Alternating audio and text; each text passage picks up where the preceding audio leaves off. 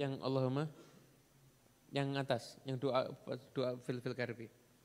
Bismillahirrahmanirrahim. Babud du'a indal karbi. An Ibnu Abbas radhiyallahu anhuma anna Rasulullah sallallahu alaihi wasallam kana yaqulu indal karbi la ilaha illallahul azimul halim.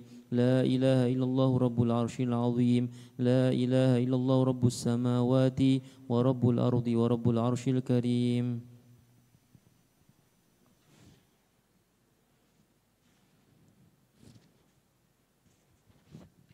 Berikutnya adalah bab doa indal karbi. Bab doa ketika datangnya musibah atau ketika datangnya suatu penderitaan. Diriwayatkan bahwasanya Rasulullah SAW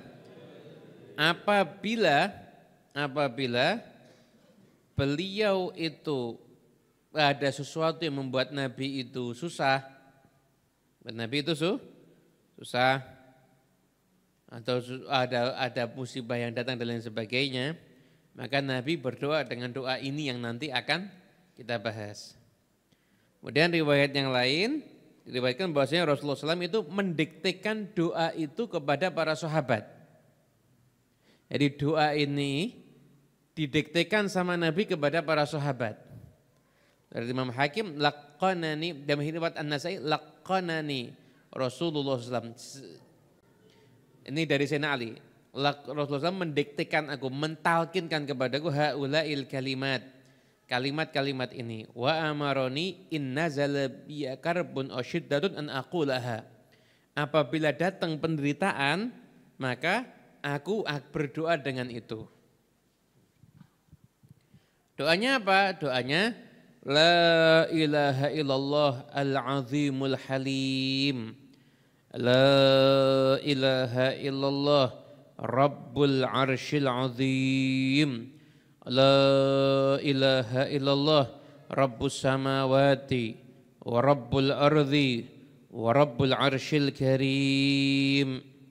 Nah, kalimat ini, nah ada beberapa yang dibahas. Yang jelas kalimat ini isinya menunjukkan keagungan Allah Subhanahu wa taala. La ilaha illallah, jelas itu ucapan kalimat tauhid, tiada Tuhan selain Allah. Al-Azim, yang maha agung, yang tiada apapun yang lebih agung dibandingkan Allah Ta'ala. Al-Halim, yang maha santun. Maksudnya Allah Ta'ala itu enggak langsung menghukum hambanya padahal mampu jika hamba berbuat salah. Tapi hukuman itu ditunda-tunda, ditunggu hambanya bertobat. Kadang-kadang hambanya akan diampuni jika bertobat. Al-Halim, yang maha santun. La ilaha illallah rabbul arsyil azim, pemelihara arsy yang agung. La ilaha illallah, pemelihara langit. Wa rabbul ardi, pemelihara bumi. Wa rabbul arsyil karim, dan pemelihara arsy yang mulia. Artinya Allah Ta'ala ini kalimat-kalimat yang menunjukkan kebesarannya Allah Subhanahu wa Ta'ala. Kalimat-kalimat itu menunjukkan kebesarannya Allah Subhanahu wa Ta'ala. Jadi kalimat ini menunjukkan Tuhan yang paling berkuasa, Allah. Yang paling agung, Allah. Yang paling hebat, Allah. Itu semua Allah, Allah, semuanya seperti itu. Begitu. Itu makna daripada kalimat tersebut. Makna daripada kalimat tersebut. Nah, sekarang gini. Anda lihat judul babnya apa?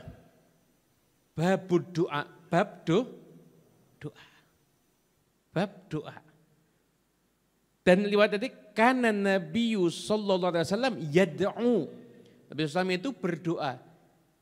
Nah, sahabat itu detail, kita aja nggak kepikiran. Sahabat detailnya bilang begini, ini kan zikir tahlil, ini kan bukan doa.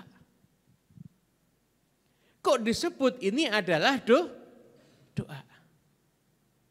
Iya kan? Doa tuh gini, ya Allah, paringono utang lunas. Itu doa. Yang punya utang berarti ini. Punya utang? Sama dengan saya berarti.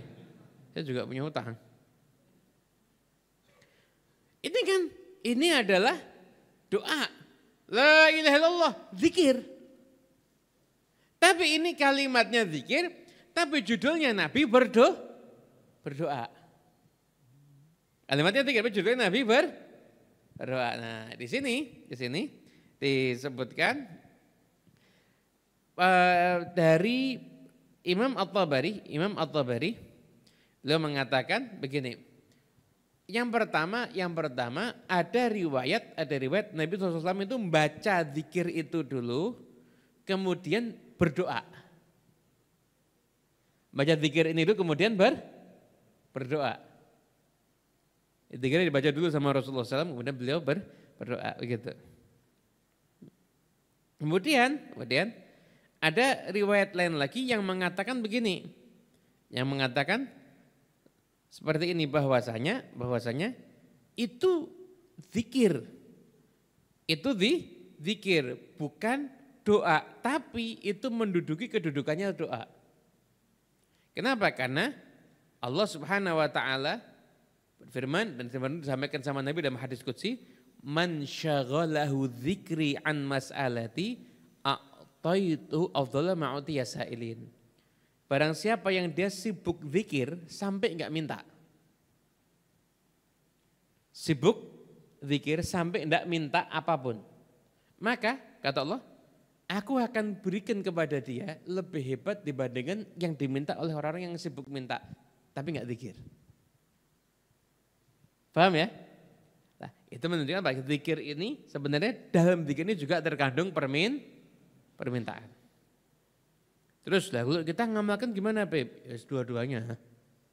Zikirnya dibaca, setelah itu kita doa, segitu aja. Ini doa untuk menyingkirkan segala macam penderitaan hidup.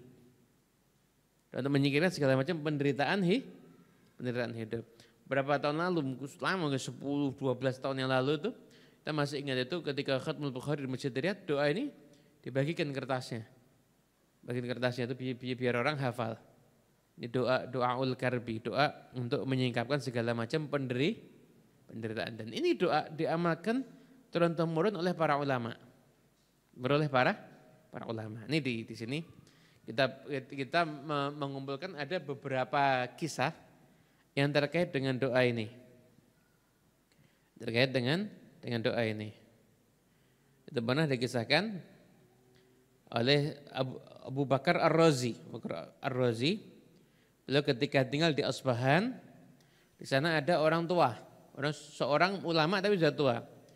Namanya Abu Bakar bin Ali, Syekh Abu Bakar bin Ali. Beliau itu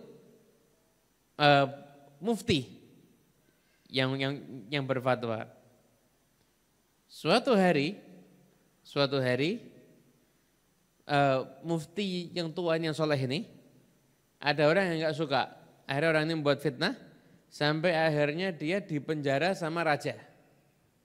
Ulama soleh ini enggak salah, tapi dipenjara sama raja. Maka ketika itu Abu Bakar Ar-Razi lihat itu kan prihatin. Dan beliau akhirnya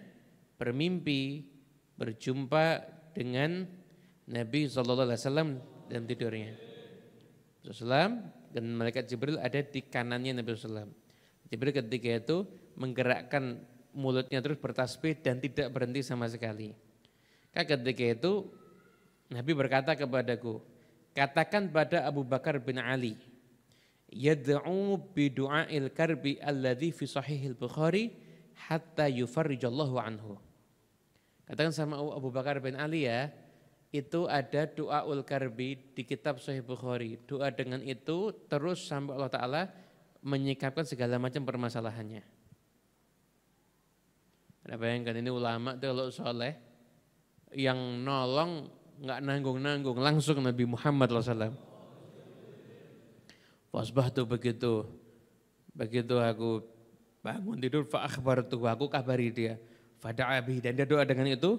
Falam yakun illa qalilan hatta hatta ukhrija. Baca sebentar, gak lama dikeluarkan dari penjara.